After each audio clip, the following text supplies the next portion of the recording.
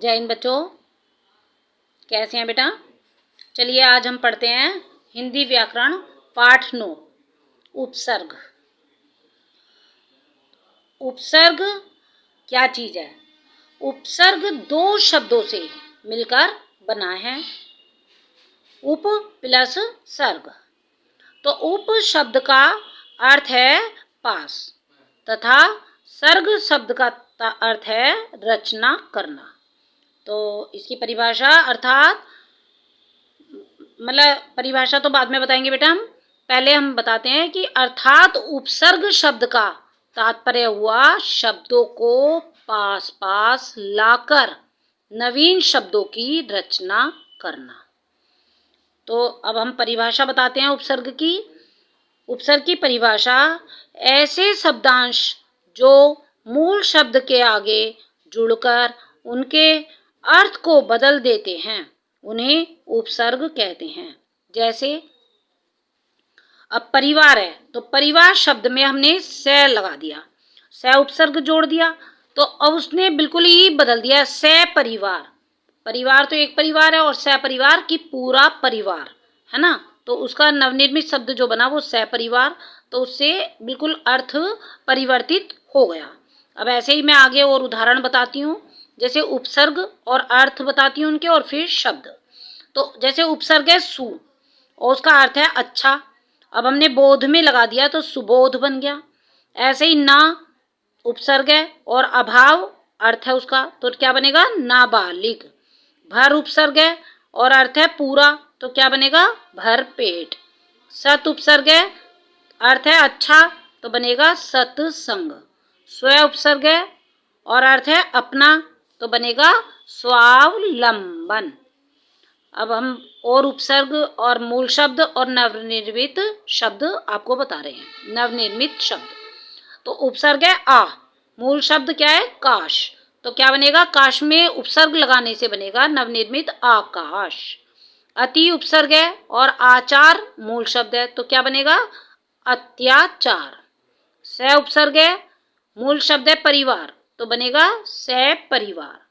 दुर उपसर्ग, मूल शब्द गम, तो बनेगा दुर्गम।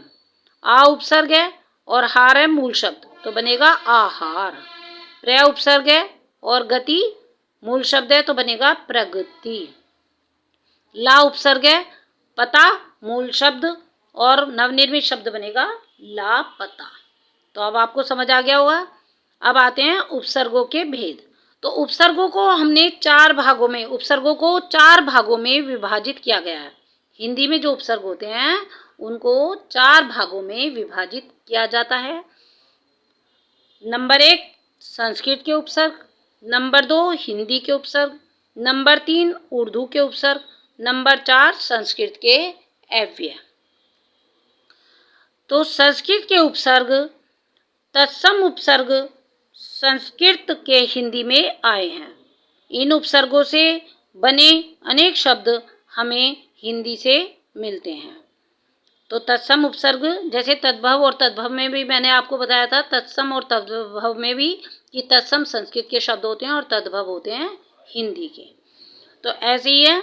तो जो उपसर्ग हैं और अर्थ हैं और उनके उदाहरण बता रही हूँ। जैसे अ उपसर्ग है अभाव और नहीं, तो क्या बनेगा अभाव अमर। उदाहरण अनु का अर्थ है पीछे, समान, अनुकूल, अनुमान। आ उपसर्ग है तो और उल्टा, आजन्म, आजीवन। नि उपसर्ग है रहित, बिना, अर्थ है निडर, निबंध।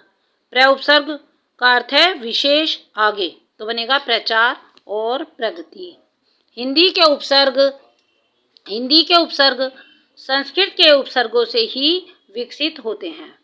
उपसर्ग तद्भव उपसर्ग कहलाते हैं। जैसे मैंने बताया ये जो होते हैं आपके तत्सम होते हैं वो संस्कृत के शब्द होते हैं और तद्भव जो है वो हिंदी के होते हैं। तो उपसर्ग तद्भव उपसर्ग कहलाते हैं। इन्हीं को हिंदी के उपसर्ग भी कहा जाता है। उदाहरण उपसर्ग अर्थ उदाहरण बता रही हूँ मैं। अ उपसर्ग है और अभाव उसका अर्थ है, तो अज्ञान अथाह उदाहरण है। भर उसका अर्थ है पूरा ठीक, तो भरपूर, भरपेट। पर का अर्थ है पराया, दूसरा, तो परदेश, परलोक। नि उपसर्ग है तो अभाव, निषेध। तो क्या उदाहरण है? निडर, निहत्था। उर्दू के उपसर्ग कुछ, नंबर 3 उर्दू के उपसर्ग। कुछ उपसर्ग उर्दू से हिंदी में आए हैं, इन्हें आगत विदेशी उपसर्ग भी कहते हैं। तो उपसर्ग अर्थ उदाहरण, तो उपसर्ग है ना का अर्थ है अभाव, तो उदाहरण है नापसंद, ना समझ। बे उपसर्ग है तो बिना, अर्थ है बेचैन, बेकाबू। ला उपसर्ग है तो बिना, उसका अर्थ है तो लाजिम और लाजवाब। हम जो है उपसर्ग है तो उसका अर्थ है बराबर, समान, तो हमदर्द और हम उम्र। संस्कृत के उपसर्ग, तो संस्कृत के अव्यय, तो संस्कृत के कुछ अव्यय उपसर्ग के रूप में भी प्रयुक्त होते हैं।